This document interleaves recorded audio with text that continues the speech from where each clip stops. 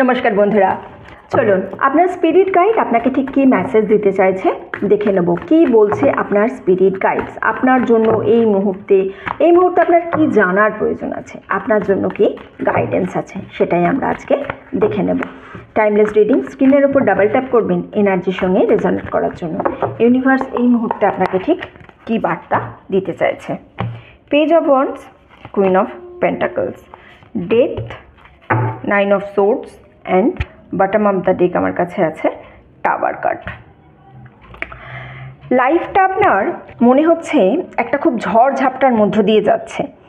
নিজেকে সব কিছু থেকে যেন একেবারে দূরে করে নিয়েছেন, ডিটাচমেন্ট করে নিয়েছেন, অথবা লাইফে এমন কোনো কিছু একটা নিউজ শুনেছেন, এমন কোনো ঘটনা শুনেছেন, এমন কোনো খবর পেয়েছেন যেখান থেকে আপনি কিন্তু নিজেকে অনেকটা দূরে সরিয়ে নিয়েছেন, নিজেকে একাকিত্ব করে ফেলেছেন এবং এইভাবে আপনার মধ্যে একটা স্পিরিচুয়াল অ্যাওয়ারনেস হয়েছে। আপনি পুরনো আপনার সত্তাটাকে যেন মেরে ফেলে নতুন একটা সত্তায় সৃষ্টি করতে চেয়েছেন। এই যে পুরনো সত্তাটাকে শেষ করে দিয়েছেন, নতুন যে সত্তায় নিজেকে তৈরি করেছেন, এই নতুন সত্তাটা কিন্তু আগের থেকে অনেক বেশি বোল্ড, আগের থেকে অনেক বেশি ফিয়ারলেস। এই নতুন জীবনে আপনি ফিনান্সিয়াল কোনো ব্লেসিংস পেতে চলেছেন, ইনকাম হতে পারে, আপনার ইনকাম যে কোনোভাবে হোক বাড়তে পারে, অথবা কোনো ইনভেস্টমেন্ট করেছেন সেখান থেকেও রিটার্ন পেতে পারেন।